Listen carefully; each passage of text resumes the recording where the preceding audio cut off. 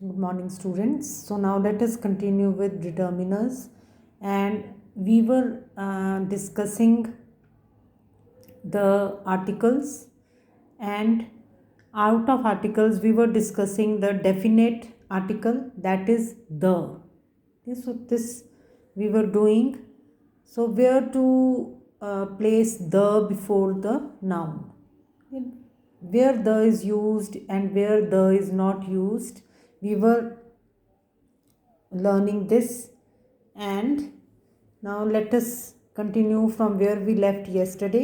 So before the names of countries, if the names show that they are unions of states, for example, America ਦੇ ਅੱਗੇ the ਨਹੀਂ ਲੱਗੂਗਾ, ਪਰ ਦ United States of America ਦੇ ਅੱਗੇ ਕਿਉਂ ਦ ਲੱਗੇਗਾ? Because the very name shows, USA Ki show ਕਰਦਾ ਹੈ ਕਿ ਇਹ ਕੀ ਹੈ, ਇਹ ਇੱਕ ਸੰਗਠਨ ਹੈ ਸਟੇਟਸ ਦਾ।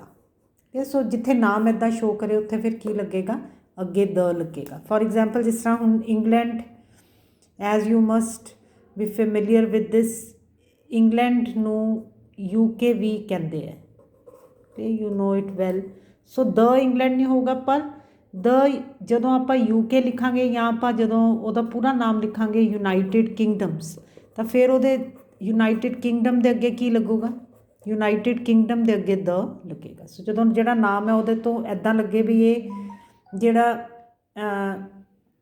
ਜਿਹੜੀ ਕੰਟਰੀ ਦਾ ਨਾਮ ਹੈਗਾ ਇਹ ਕੁਛ ਸਟੇਟਸ ਦਾ ਸਮੂਹ ਹੈ, ਸੰਗਠਨ ਹੈ, ਫਿਰ ਉਹਦੇ ਅੱਗੇ ਕੀ ਲੱਗਦਾ? ਦ ਲੱਗਦਾ। So keep this in mind, and this is something very interesting.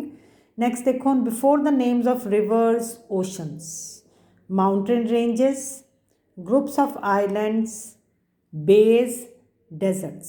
ਸੋ ਇਹਨਾਂ ਦੇ ਅੱਗੇ ਦ ਲੱਗਦਾ ਹੈ। ਰਿਵਰਸ ਦੇ ਨਾਮ ਦੇ ਅੱਗੇ, ਓਸ਼ਨਸ ਦੇ ਨਾਮ ਦੇ ਅੱਗੇ, ਮਾਊਂਟੇਨ ਰੇਂਜਸ। ਮਾਊਂਟੇਨ ਰੇਂਜਸ ਦਾ ਮਤਲਬ ਕੀ ਹੁੰਦਾ? ਜਿਹੜੀ ਪਰਬਤਾਂ ਦੀ ਸ਼੍ਰਿੰਖਲਾ, ਜਿਸ ਤਰ੍ਹਾਂ ਕਿ ਹਿਮਾਲਿਆ ਰੇਂਜ ਹੈ ਪੂਰੀ, ਕਿੰਨੇ ਮਾਊਂਟੇਨਸ ਇਹਦੇ ਵਿੱਚ ਆਉਂਦੇ, ਸੋ ਉਹਨਾਂ ਦੇ ਅੱਗੇ ਵੀ ਕੀ ਲੱਗਦਾ? ਦ ਲੱਗਦਾ।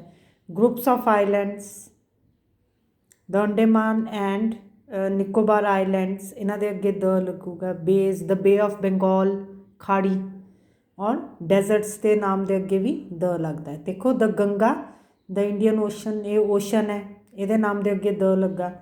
ਦ ਹਿਮਾਲਿਆਸ, ਦ ਅੰਡੇਮਾਨਸ, ਅਤੇ ਦ ਸਹਾਰਾ। ਸਹਾਰਾ ਕੀ ਹੈ? ਇੱਕ ਰੇਗਿਸਤਾਨ ਦਾ ਨਾਮ ਹੈ, ਇੱਕ ਮਰੂਸਥਲ ਦਾ ਨਾਮ ਹੈ ਸਹਾਰਾ ਡੈਜ਼ਰਟ, ਦ ਸਹਾਰਾ। ਠੀਕ ਹੈ, ਸੋ ਡੈਜ਼ਰਟ ਦੇ ਨਾਮ ਦੇ ਅੱਗੇ ਦ ਲੱਗੇਗਾ। ਇਸੇ ਤਰ੍ਹਾਂ ਨਾਲ before ordinals, the first, the second, the first, the last, the fourth, the fifth, the sixth, the 90th, the 100th, ਉਹਦੇ ਅੱਗੇ ਕੀ ਲੱਗਣਾ? ਸਭ ਦੇ ਅੱਗੇ ਦ ਲੱਗਣਾ।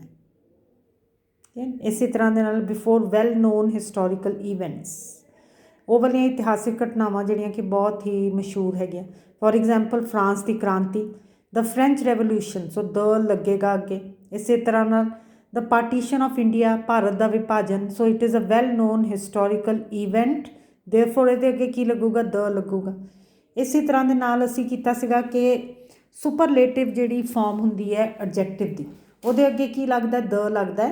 ਇਹਦੇ ਨਾਲ ਹੀ ਇਹ ਵੀ ਯਾਦ ਰੱਖੋ ਕਿ before comparatives also the is used.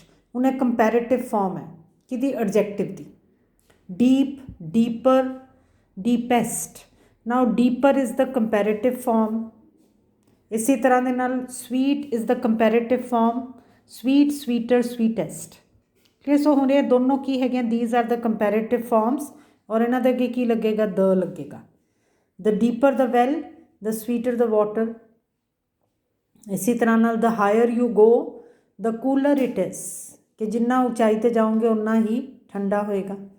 ਸੋ ਇੱਥੇ ਕਿਉਂਕਿ comparative form has been used, the comparative form of the adjective has been used, ਇਹਦੇ ਅੱਗੇ ਵੀ ਕੀ ਆਉਣਾ? ਦ ਆਉਣਾ। The deeper the well, the sweeter the water. ਠੀਕ ਹੈ, ਖਾਸ ਤੌਰ 'ਤੇ ਜਦੋਂ ਦੋ ਕੰਪੈਰੇਟਿਵਸ ਇੱਦਾਂ ਯੂਜ਼ ਹੋਏ ਹੈ ਉਦੋਂ ਫਿਰ ਉਹਦੇ ਅੱਗੇ ਕੀ ਆਏਗਾ? ਦ ਆਏਗਾ। Next, before the 3 parts of a day, in the morning, in the afternoon, in the evening. So ਇਹਨਾਂ ਦੇ ਅੱਗੇ ਕੀ ਲੱਗੇਗਾ? ਦ ਲੱਗੇਗਾ। Then with musical instruments, ਜਿਹੜੇ ਸੰਗੀਤ ਦੇ ਸਾਜ਼ ਹੈ ਉਹਨਾਂ ਦੇ ਅੱਗੇ ਦ ਲੱਗਦਾ ਹੈ। ਫਲੂਟ, ਜਿਹੜੀ ਬਾਂਸਰੀ ਹੈ, ਸੋ ਇਹਨਾਂ ਦੇ ਨਾਮਾਂ ਦੇ ਅੱਗੇ ਕੀ ਲੱਗੇਗਾ? ਦ ਲੱਗੂਗਾ। ਦ ਫਲੂਟ, ਦ ਸਿਤਾਰ, ਦ ਹਾਰਮੋਨੀਅਮ, ਹਾਰਮੋਨੀਅਮ ਦੇ ਅੱਗੇ ਵੀ ਕੀ ਲੱਗੂਗਾ? ਦ ਲੱਗੂਗਾ। ਇਸੇ ਤਰ੍ਹਾਂ ਨਾਲ before the organs of the body, ਜਿਹੜੇ ਸਰੀਰ ਦੇ ਅੰਗ ਹੈ, ਦ ਹਾਰਟ, ਦ ਹੈਡ, ਦ ਲੰਗਸ, ਦ ਆਰਮਸ, ਦ ਲੈਗਸ, ਇਹਨਾਂ ਦੇ ਅੱਗੇ ਕੀ ਲੱਗੇਗਾ? ਦ ਲੱਗੇਗਾ। ਹੁਣ ਓਮਿਸ਼ਨ ਆਫ ਦ ਆਰਟੀਕਲ, ਦ ਕਿੱਥੇ ਨਹੀਂ ਆਉਣਾ? ਕਿੱਥੇ ਦ ਨਹੀਂ ਆਉਣਾ? ਓਮਿਸ਼ਨ ਆਫ ਦ ਆਰਟੀਕਲ ਕਿੱਥੇ ਆਏਗਾ? Before proper nouns. Proper nouns ਕੀ ਹੁੰਦੇ? ਜਿਹੜੇ ਆਪਾਂ ਖਾਸ ਨਾਮ ਕਹਿੰਦੇ, ਕਿਸੇ ਦਾ ਨਾਮ। ਫੋਰ ਐਗਜ਼ਾਮਪਲ ਅਸੀਂ ਕਦੀ ਨਹੀਂ ਕਹਿੰਦੇ ਦ ਸੁਸ਼ੀਲਾ, ਕਲੀਅਰ, ਕਿਸੇ ਦਾ ਨਾਮ ਹੈਗਾ, we will never say the, clear. ਇਸੇ ਤਰ੍ਹਾਂ ਦੇ ਨਾਲ ਅਸੀਂ ਕਦੀ ਨਹੀਂ ਕਹਿੰਦੇ ਦ ਲੁਧਿਆਣਾ, ਕਲੀਅਰ। ਸੋ ਜਿਹੜੇ ਖਾਸ ਨਾਮ ਹੁੰਦੇ ਆ ਉਹਨਾਂ ਦੇ ਅੱਗੇ ਦ ਨਹੀਂ ਲੱਗਦਾ ਬਿਫੋਰ ਪ੍ਰੋਪਰ ਨਾਊਨਸ। ਪਰ ਇੱਕ ਆਪਾਂ ਐਕਸੈਪਸ਼ਨ ਦੇਖੀ ਸੀਗੀ, ਹੁਣੀ ਥੋੜ੍ਹੀ ਦੇਰ ਪਹਿਲਾਂ ਹੀ ਆਪਾਂ ਡਿਸਕਸ ਕੀਤੀ ਹੈ। ਜਦੋਂ ਨਾਮਾਂ ਤੋਂ ਕੀ ਲੱਗੇ ਕਿ ਇਹ ਨਾਮ ਤੋਂ ਇਹ ਪਤਾ ਲੱਗੇ ਕਿ ਇਹ ਜਿਹੜੀ ਜਗ੍ਹਾ ਹੈਗੀ ਹੈ, ਨਾਮ ਤੋਂ ਇੱਦਾਂ ਲੱਗੇ ਕਿ ਇਹ ਜਿਹੜੀ ਜਗ੍ਹਾ ਹੈ ਕੁਝ ਸਟੇਟਸ ਦਾ ਸੰਗਠਨ ਹੈ, ਸਮੂਹ ਹੈ, ਫਿਰ ਉਹਦੇ ਅੱਗੇ ਦ ਲੱਗੇਗਾ। ਅਦਰਵਾਈਜ਼ ਪ੍ਰੋਪਰ ਨਾਊਨਸ ਦੇ ਅੱਗੇ ਕਦੇ ਵੀ ਦ ਨਹੀਂ ਲੱਗਦਾ, ਕਿਸੇ ਦੇ ਨਾਮ ਦੇ ਅੱਗੇ ਦ ਨਹੀਂ ਲੱਗਦਾ। Next is before abstract nouns. Abstract nouns ਕਿਹੜੇ ਹੁੰਦੇ? ਭਾਵਵਾਚਕ ਨਾਮ, ਕਲੀਅਰ। ਐਬਸਟਰੈਕਟ ਨਾਊਨਸ ਕਿਹੜੇ ਹੁੰਦੇ? ਫੋਰ ਐਗਜ਼ਾਮਪਲ ਜਿਹੜੇ ਕਿ ਜਿਹੜੀ ਚੀਜ਼ ਤੁਸੀਂ ਸਿਰਫ ਮਹਿਸੂਸ ਕਰ ਸਕੋ, ਪਰ ਜਿਹੜੀ ਚੀਜ਼ ਤੁਸੀਂ ਛੂਹ ਨਾ ਸਕੋ, ਕਲੀਅਰ, ਉਹਨੂੰ ਆਪਾਂ ਫਿਰ ਕੀ ਕਹਿੰਦੇ? ਐਬਸਟਰੈਕਟ ਨਾਮ। ਪੰਜਾਬੀ 'ਚ ਇਹਨੂੰ ਕੀ ਕਹਿੰਦੇ ਆ? ਹਿੰਦੀ 'ਚ ਕੀ ਕਹਿੰਦੇ ਆ? ਭਾਵਵਾਚਕ ਨਾਮ।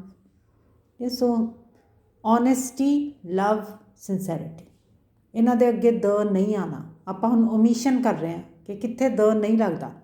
ਸੋ ਐਬਸਟਰੈਕਟ ਨਾਊਨਸ ਦੇ ਅੱਗੇ ਨਹੀਂ ਲੱਗਦਾ। ਓਨੈਸਟੀ, ਜਿੰਨੇ ਵੀ ਹੈਗੇ ਐਬਸਟਰੈਕਟ ਨਾਊਨਸ, ਉਹਨਾਂ ਦੇ ਅੱਗੇ ਦ ਨਹੀਂ ਲੱਗਦਾ। ਯੂਨਿਟੀ ਹੈ ਜਿੱਦਾਂ, even this is an abstract known. ਇਸੇ ਤਰ੍ਹਾਂ ਦੇ ਨਾਲ ਮੈਟਲਸ ਅਤੇ ਮਟੀਰੀਅਲ ਨਾਊਨਸ ਦੇ ਅੱਗੇ ਵੀ ਦ ਨਹੀਂ ਲੱਗਦਾ। ਫੋਰ ਐਗਜ਼ਾਮਪਲ ਆਇਰਨ ਦੇ ਅੱਗੇ ਦ ਨਹੀਂ ਲੱਗਣਾ, ਗੋਲਡ ਦੇ ਅੱਗੇ ਦ ਨਹੀਂ ਲੱਗਣਾ। Again before names of languages, ਭਾਸ਼ਾਵਾਂ ਦੇ ਨਾਮ ਦੇ ਅੱਗੇ ਦ ਨਹੀਂ ਲੱਗਦਾ। ਫੋਰ ਐਗਜ਼ਾਮਪਲ ਜਿਸ ਤਰ੍ਹਾਂ ਕਿ ਦ ਇੰਗਲਿਸ਼ ਲੈਫਟ ਇੰਡੀਆ in 1947, तो दूसरा वर्ड, दूसरा सेंटेंस में की लिख रही है? English is a beautiful language. English is a beautiful language. उन्होंने देखो कि पहले सेंटेंस के विच मैं द लगाया, क्यों? क्योंकि इत्थे मेरा मतलब कहने का की हैगा अंग्रेज़, द इंग्लिश, प्लीज़। जो मैं मेरा नाम इंग्लिश तो मेरा मतलब की है अंग्रेज़, तो फिर वो अगे द लगूगा। पर जो इंग्लिश तो मेरा भाव की हैगा भाषा, अंग्रेज़ी भाषा, सो ये अगे द नहीं लगना। अंग्रेज़ों के अगे द लगना, पर अंग्रेज़ी के अगे द नहीं लगना। नैक्सट देखो before names of relations.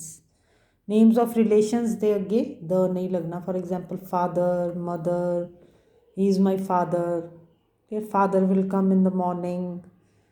So father, mother, sister, ये सारे की है, ऑल दीज आर रिलेशंस। इसी तरह नाल before the names of games, इन्हां दे अगे भी द नहीं लगना। क्रिकेट, वॉलीबॉल, फुटबॉल, इन्हां दे अगे द नहीं लगना। Then in certain prepositional phrases, कुछ शब्दां दे समूह हुंदे ही इदां दे है कि उन्हां दे वो उस तरह ही यूज़ हुंदे है, उन्हां दे अगे द नहीं लगदा। She will come at night, तो एट द नाइट नहीं, मतलब ये फ्रेज़ ही इस तरह का है कि ये अगे फिर ये द नहीं लगता। इन टाइम के समय दे विच लेट नहीं होया, I will reach there in time. By car, by the car नहीं होंदा, मतलब ये कुछ शब्दों के समूह, कुछ फ्रेजिज इदा ही यूज़ होने हैं। ऑन फुट, पैदल जाना, इत्थे भी द नहीं लगना। So now I make an and here and we'll do some practice in my next lecture, and I hope you have understood this.